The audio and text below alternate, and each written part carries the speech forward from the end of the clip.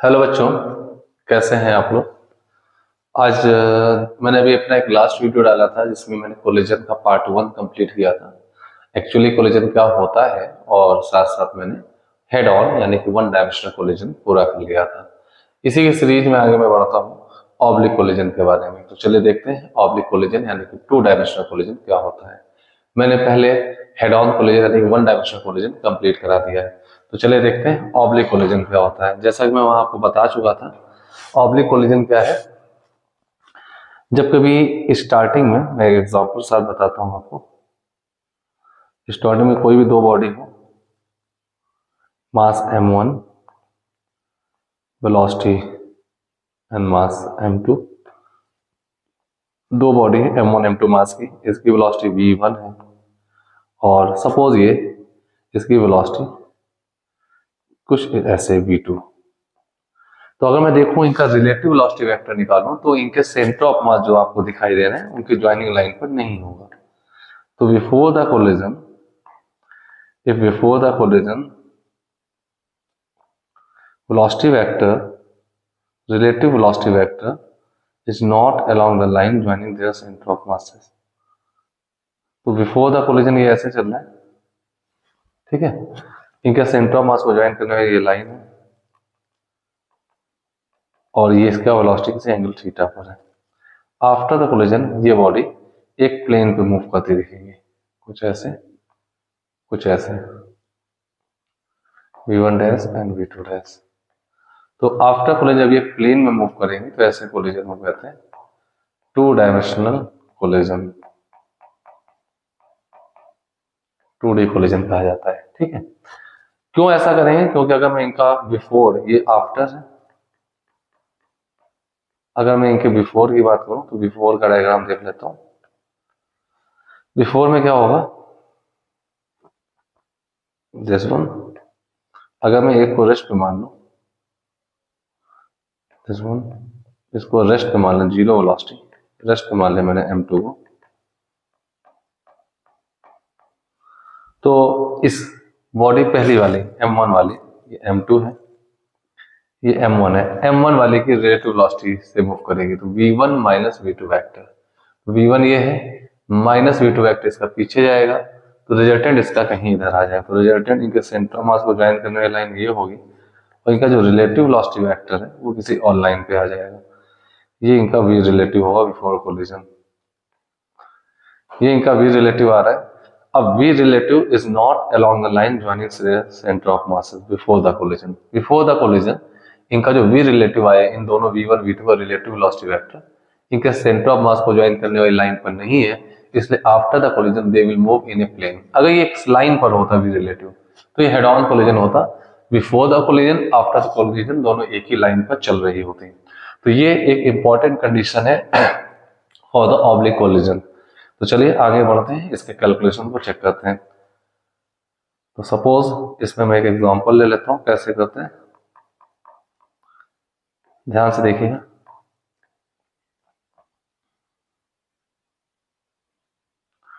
पहली बॉडी, दूसरी body, mass m1, mass m2, centre of mass को ज्वाइन करने वाली लाइन ये है।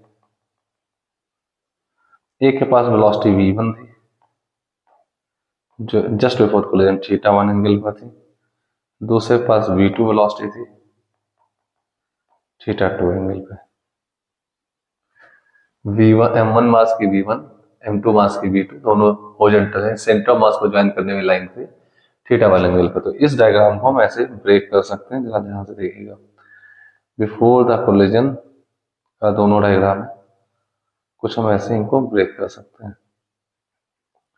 इस बॉडी को ए मान लेते हैं, इसको बी मान लेते हैं, ठीक है। अब देखिएगा, अगर मैं इसकी बॉडी की बात करूं तो इसके पास आएगा v1x और इसके पास आएगा v1y और इसके पास आएगा v2 का x कंपोनेंट और v2 का y कंपोनेंट। इनके सेंटर ऑफ मास को ज्वाइन करने वाली लाइन को हमने ऐसा मान लिया, line of impact x axis मान लिया है, v2y, ठीक है। और मैं इनके सेंटर ऑफ मास की ज्वाइनिंग लाइन को ये दिखा देता हूँ, this was a line joining there centre of masses तो ये भी लाइन जा रही है रेड कलर से, ठीक है। अब गॉस देखें, यहां पे कोलिजन होने के लिए v1x must be greater than v2x, right. ये आपके पास ग्रेटर होने से जस्ट बिफोर द कोलिजन है, ओके। अब जरा ध्यान रखिए v1x की वैल्यू क्या होगी। v1x की वैल्यू जो होगी 1 का x कंपोनेंट, तो वो होगा v1 cos थीटा 1, v1 का y कंपोनेंट जो होगा वो v1 sin थीटा 1 होगा, v2 का जो x कंपोनेंट होगा वो v2 cos थीटा 2 होगा, v2 का जो y कंपोनेंट होगा वो v2 sin थीटा 2 होगा, ठीक है।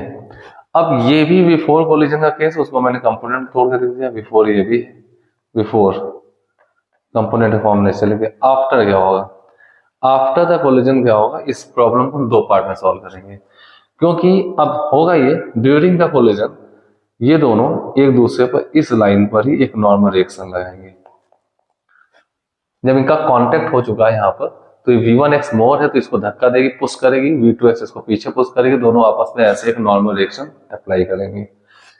तो यानी कि along the line of impact, ये जो इनके सेंटर ऑफ मास को ज्वाइन करने वाली लाइन है, इस लाइन पे दोनों एक दूसरे पे मोमेंटम एक्सचेंज करेंगे। अगर मैं 1 मिनट के मान लूं इसी लाइन पे फोर्स लग रहा है, तो before the collision and after the collision इनके y कंपोनेंट सेम बने रहेंगे जो पहले थे, क्योंकि दोनों ने एक दूसरे पर x में एक फोर्स लगाया है। तो आफ्टर कोलिजन में डायग्राम देखो, आफ्टर कोलिजन बात करूं तो आफ्टर कोलिजन में आप देख सकते हैं कुछ मैं ऐसा लिख दूंगा, आफ्टर कोलिजन ए और बी दोनों के बारे में बात करूं तो मैं ऐसा लिख सकता हूं v1y एज इट इज रहेंगे, चेंज नहीं हुए, क्योंकि इस लाइन पे किसी बॉडी ने एक दूसरे पर कोई फोर्स नहीं लगाया, v2y सेम बने रहेंगे। अब रही बात ये आपके पास v1x डैश और v2x डैश की नई वेलोसिटी डैश करके लिख दिया मैंने, v2x डैश ये क्या होंगी, ये हमें निकालनी है। तो ये निकालने के लिए हम ऐसा समझ लेते हैं, अब ध्यान देखेंगे v1y और v2y तो सेम बने रहेंगे इसी टाइप से।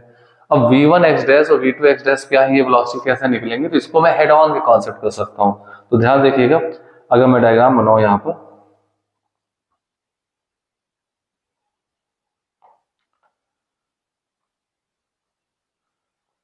ये v1x है, v2x है, m1 मास m2 मास में x का सोल्यूशन दिखा देना, y तो एज इट इज लग जाएंगे। बिफोर हो गया। आफ्टर की बात करूं तो आफ्टर कुछ ऐसा का बना लीजिए,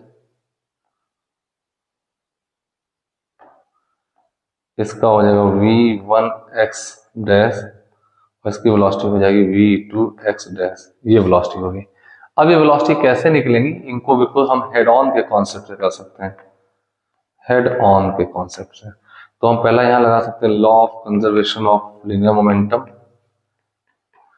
तो ये क्वेश्चन आ जाएगी m1 v1x plus m2 v2x equal to m1 v1x dash plus m2 v2x dash, एक इक्वेशन आ जाएगी। और दूसरी आ जाएगी लॉ ऑफ रेस्टिट्यूशन, रेस्टिट्यूशन आ जाएगा। लॉ ऑफ रेस्टिट्यूशन क्या होगा, E equal to v2x dash minus v1x dash upon v1x minus v2x। आपको यहाँ पे E प्रोवाइडेड होगा, कोलिजन का टाइप क्या है या कोएफिशिएंट ऑफ रेस्टिट्यूशन। तो इन दोनों को लेकर के आप v1x dash v2x dash solve कर लेंगे और v1y और v2y एज इट इज इनमें मिलेंगे। तो इस पार्टिकल की नेट वेलोसिटी जो होगी m1 मास वाली बॉडी की नेट वेलोसिटी इन दोनों का वेक्टर सम होगा और रिजल्टेंट होगा, और इस m2 का नेट वेलोसिटी इन दोनों वेलोसिटी का रिजल्टेंट होगा। तो इस टाइप से हम प्रॉब्लम सॉल्व कर सकते हैं, यानी कि 2D कोलिजन में ऐसा कुछ एक्स्ट्रा नहीं है। आपको क्या करना है, along the line joining their center of mass velocity component तोड़ लीजिए और उनको सॉल्व करने के लिए after the collision 1D concept use करिए and perpendicular to the line of impact, यानी कि the line joining their centre of mass जो before the collision velocity vector थे वही वेक्टर आफ्टर द कोलिजन मिल जाएंगे, क्योंकि उनमें कोई भी नॉर्मल रिएक्शन या उस डायरेक्शन में कोई फोर्स नहीं लगाया है एक दूसरे पर, ठीक है। तो लेट स्टार्ट सम प्रॉब्लम, इसमें कुछ प्रॉब्लम ले लेते हैं।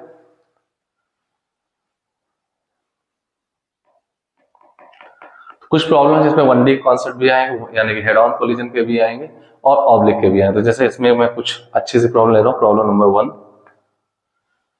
प्रॉब्लम नंबर 1 ये है, हमारे पास ऐसा मानिए कि यहां से m मास की कोई बॉडी है, h हाइट से गिरा दी जाती है। m मास की कोई बॉडी h हाइट से ड्रॉप की जाती है। ये ग्राउंड फ्लोर है, ग्राउंड है। बॉल एंड फ्लोर के बीच में coefficient of restitution E define कर दिया गया है, ठीक है। तो आफ्टर वन इंपैक्ट ये कितनी हाइट अटेंड करेगी, तो find height attend by body, height attend by body after one impact, by body after first impact with ground, impact. तो फर्स्ट इम्पैक्ट बाद इसकी क्या वेलोसिटी यानी कि हाइट अटेंड करेगी। तो सबसे पहले हम देखते हैं ये h हाइट से ड्रॉप हो रही है, ड्रॉप होते होते आएगी, तो जस्ट बिफोर द इम्पैक्ट इसके पास टूवर्ड द डाउनवर्ड डायरेक्शन एक वेलोसिटी होगी v, सपोज v नॉट है, दैट इज √2gh, √2gh।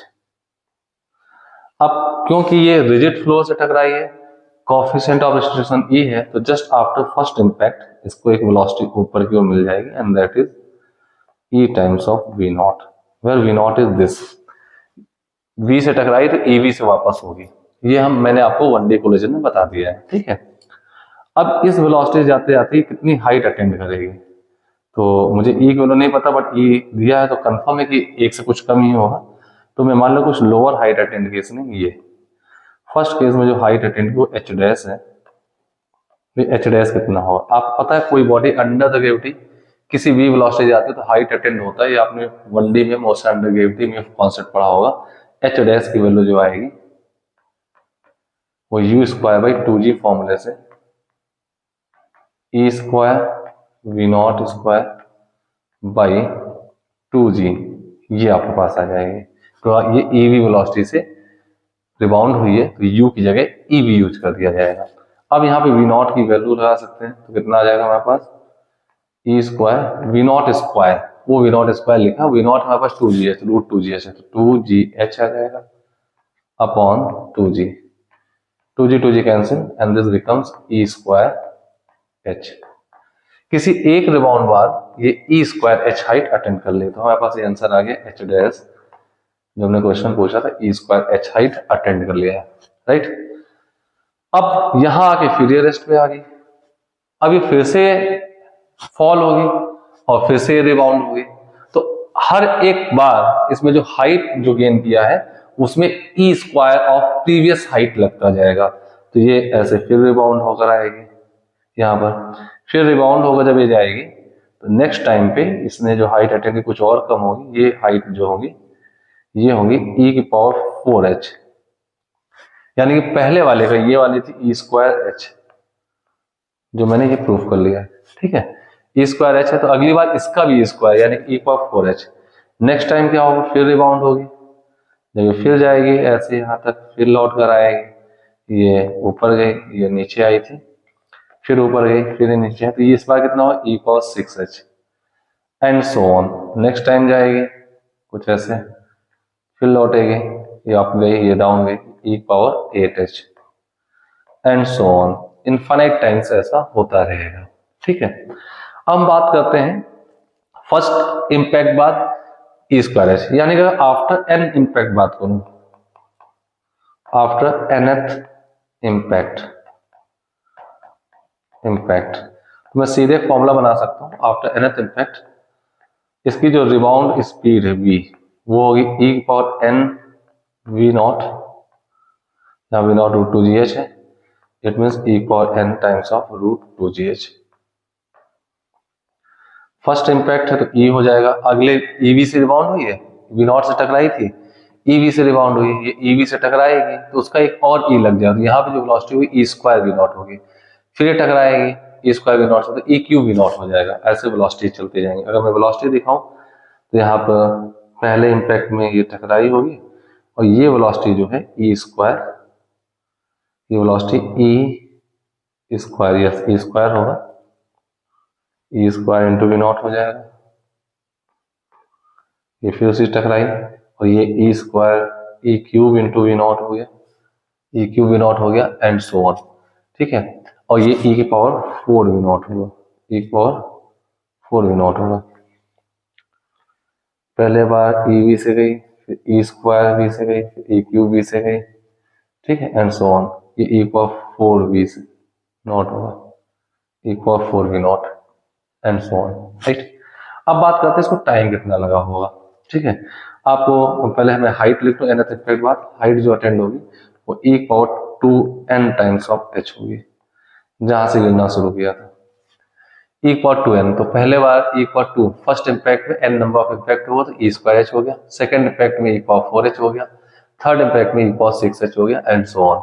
तो बहुत अच्छा सा फॉर्मूला है, ये फॉर्मूला आपको याद रखना है। ठीक है, अब आपसे क्वेश्चन कहा जाता है कि ये कितना डिस्टेंस ट्रेवल करके रुकेगी, what is the total distance travel by the ball after a long time. ये t इक्वल टू 0 पे छोड़ा गया है। तो total distance travel by the body कितना डिस्टेंस चलेगी, तो पहली बार ये गिरी h चली है, फिर next time E square h जाना, ई स्क्वायर h लौट कर आना, फिर नेक्स्ट टाइम ई पावर 4h जाना, ई पावर 4h लौट के आना, नेक्स्ट टाइम ई cos 6h जाना, ई cos 6h लौट के आना। तो total distance travel by the body वो देख लेते हैं। Total distance travel by the body, total distance travel by body, total distance travel by body कितना होगा, डिस्टेंस को मैं s कह दूं तो होगा h हाइट आप देख लीजिए फिर से, h हाइट ये एक बार गिरी है, फिर ई स्क्वायर h रिबाउंड होकर गई और ई स्क्वायर h फिर लौट कर भी आएगी, तो distance twice of E square h। Next होगा ई पावर 4h जाना, ई पावर 4h लौट के आना, twice of E power 4h, h plus twice of E square h plus twice of E power 4h plus twice of E power 6h but so on and infinite. तो आप देखेंगे यहां से एक series बन जाती है h plus 2 E square h common ले लीजिए तो आप पास आएगा 1 plus e square plus E power 4, 1 plus e square E power 4 plus and so on infinite. और ये इनफिनिट का सम का फॉर्मूला होता है एस इनफिनिटी का a अपॉन 1 माइनस आर। ए होता है इसका फर्स्ट टर्म, ये एक जीपी है जिसमें कॉमन रेशियो ई स्क्वायर का मल्टीप्लाई होता जा रहा है। a इसका फर्स्ट टर्म होता है, r होता है common ratio. a is the first term which is 1 and r is the common ratio. This divided by this E square, this divided by this E square, E square का multiply होता है उसको r को E square लिखा जाएगा। ये math में formula होता है। h plus 2 E square h bracket में आ जाएगा 1 अपॉन 1 माइनस ई स्क्वायर, यहाँ मल्टीप्लाई कर दें तो 1 माइनस ई square into H plus 2 E square H upon 1 minus E square.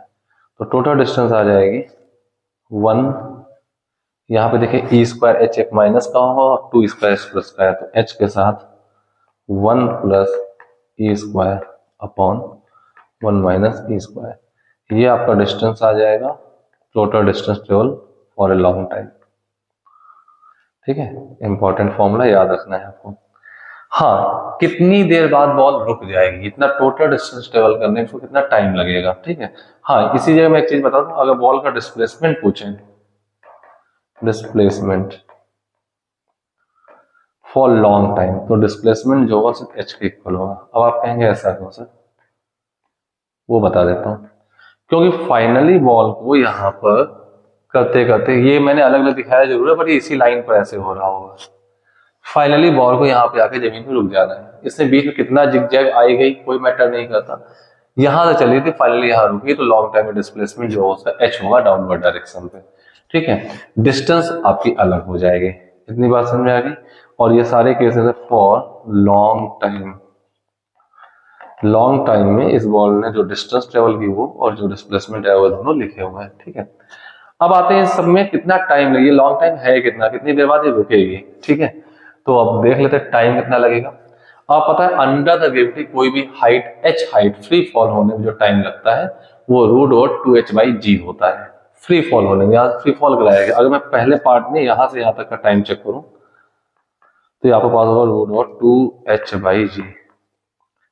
इसको सपोज t0 लिख देते हैं। तो गौर देखें नेक्स्ट पार्ट में टाइम जो लगेगा, इसमें नेक्स्ट पार्ट में हाइट e²h है और ये भी जाना e²h आना, तो यहां से तो रेस्ट पे आई है, तो ये e²h फ्री फॉल हुई है, तो इसके इस पार्ट में फ्री फॉल होने जितना टाइम लगा होगा उतने टाइम इसको यहाँ से ऊपर जाने में लगा होगा। तो ये दोनों टाइम हर अगले पार्ट में टाइम डबल काउंट हो जाएंगे। तो e²h में कितना टाइम लगेगा, तो इस e²h में हम टाइम देखें तो टाइम इस पार्ट में जो आएगा रूट ओवर, जनरल फॉर्मूला होता है 2h/g, तो 2h मतलब e²h/g। तो ये आपके पास आएगा e² का रूट बाहर ले लें तो e आ जाएगा और रूट 2h/g आ जाएगा, 2h/g and this become e times of t0। एक साइड का e टाइम्स ऑफ t0, दूसरी साइड का 2t0। इतनी बात क्लियर है, राइट? ट्वाइस इसका डबल हो जाएगा। अगले बार में हर एक पार्ट में टाइम जो जाने किसी हाइट फॉल होने का टाइम हो पहले वाले का ई टाइम्स हो जाएगा। तो अब टोटल टाइम कितना आएगा, टोटल टाइम टेकन ये कितना है वो देख लेते। टोटल टाइम टी जो आएगा, पहली बार जो एक ही हाइट फ्री फॉल हुई t0 में यहां लिख दो रूट ओवर 2h/g है। दूसरी पार्ट में अप भी है और डाउन भी है, ये देखिएगा अप भी है, जाना भी है, आना भी है, और एक पास साइड का टाइम है e टाइम्स ऑफ t0, तो यहां डबल हो जाएगा, तो 2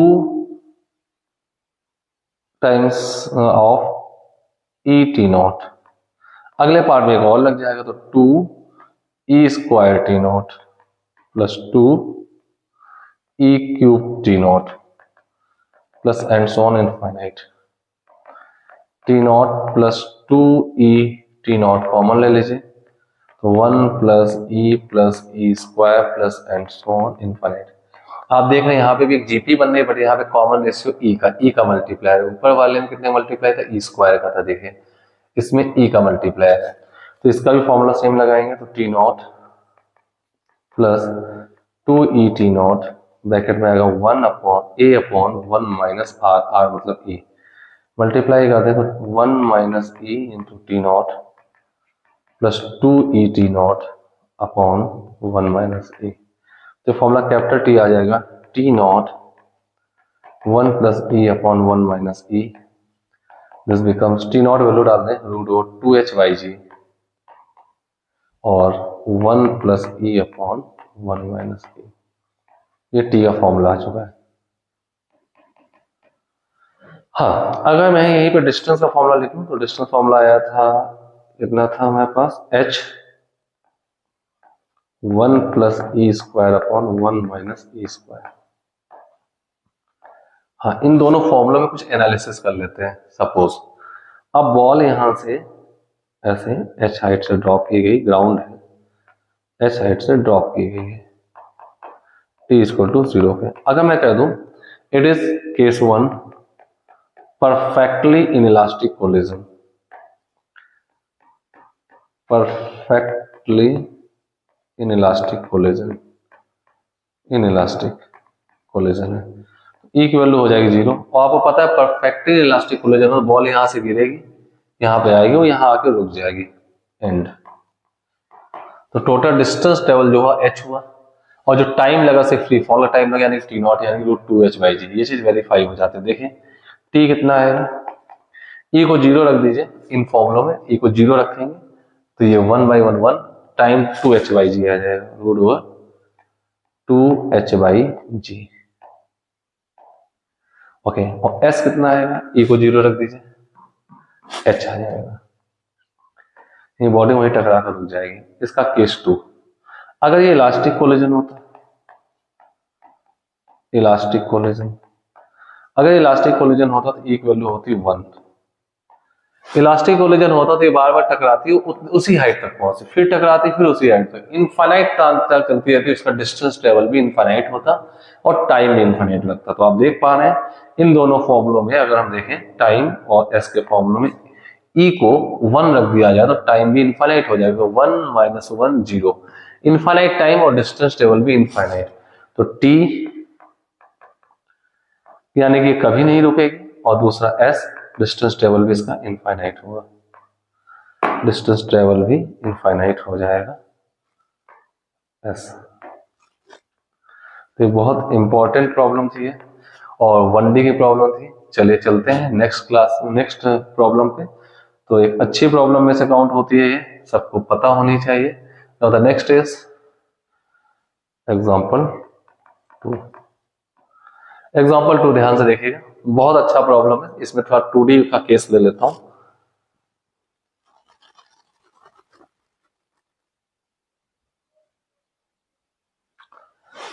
यहां से एक बॉल u स्पीड से और थीटा एंगल से प्रोजेक्ट की जाती है, कुछ ऐसे जा रही है, दिस वन, फिर ऐसे टकराई, दिस वन, फिर दिस वन, फिर दिस वन, ऐसे इसका रेंज और हाइट कम होती चली जाएगी, और this one and so on infinite. ऐसे जब तक ये प्रोजेक्टाइल पाथ फॉलो कर रही तब तक ये लगातार less and less projectile path follow होता जाएगा।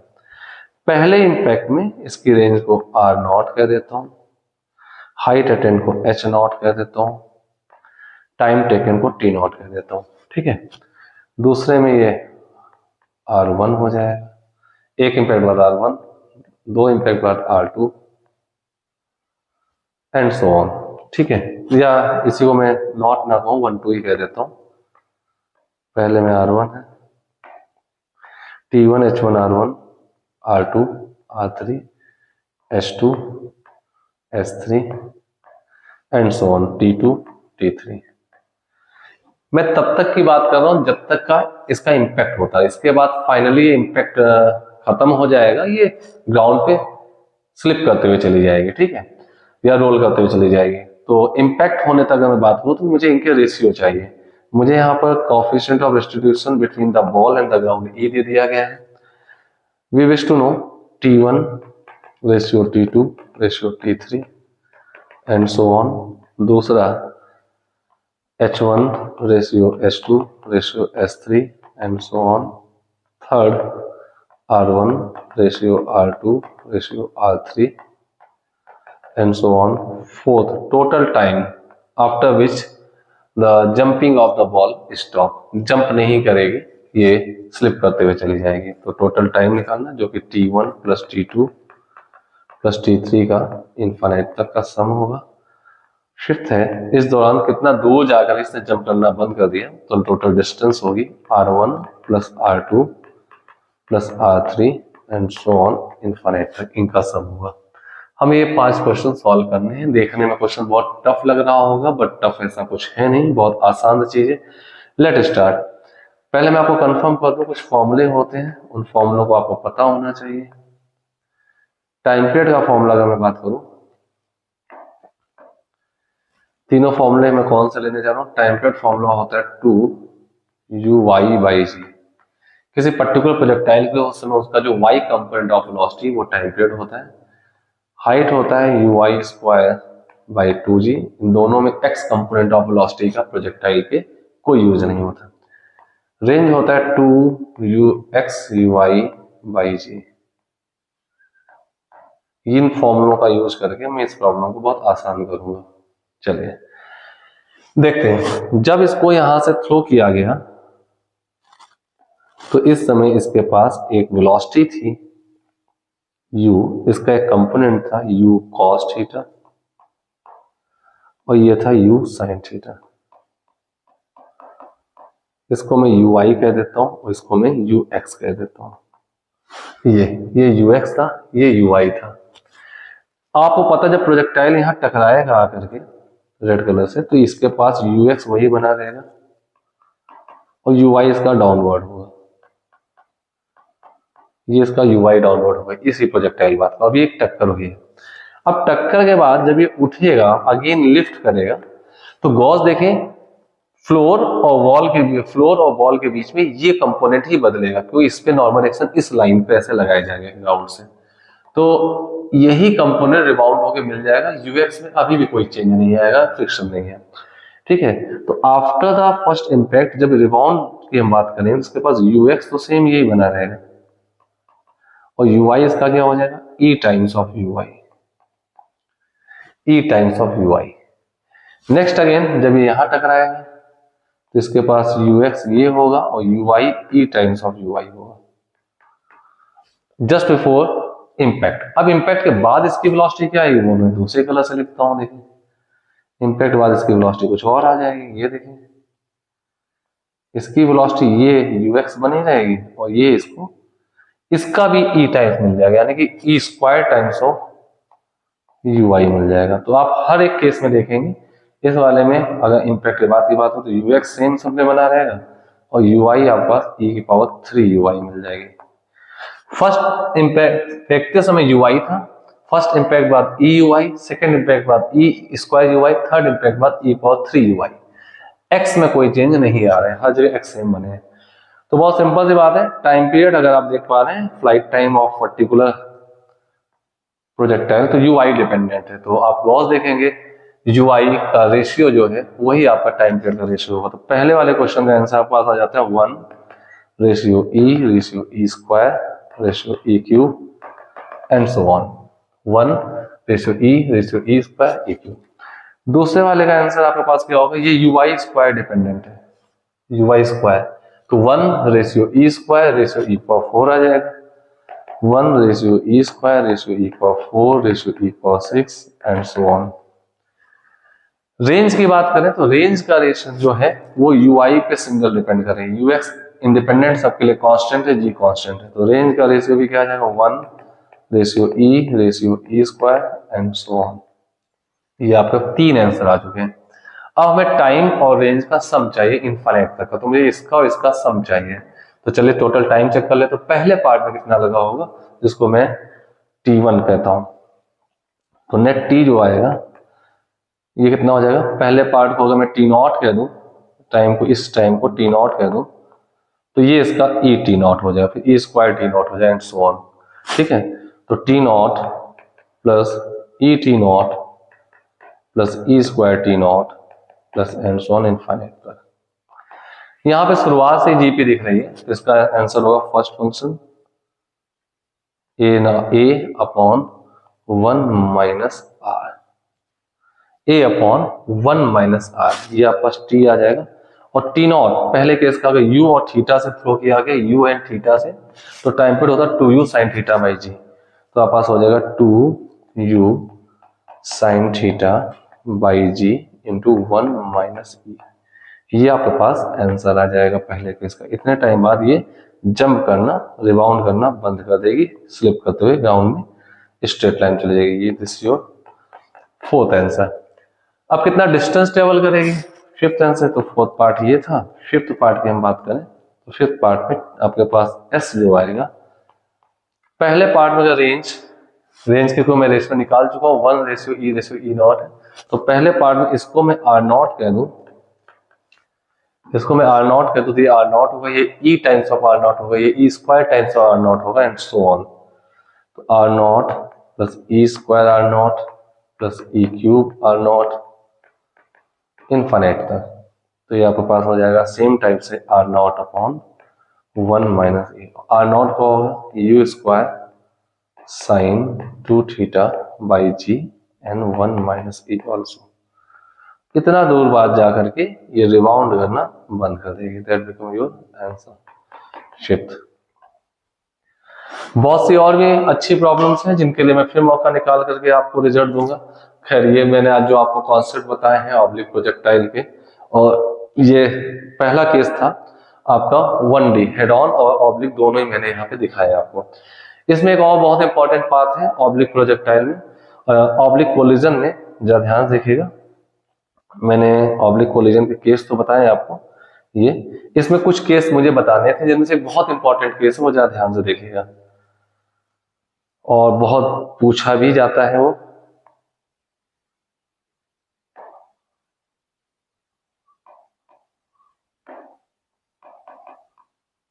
Two identical bodies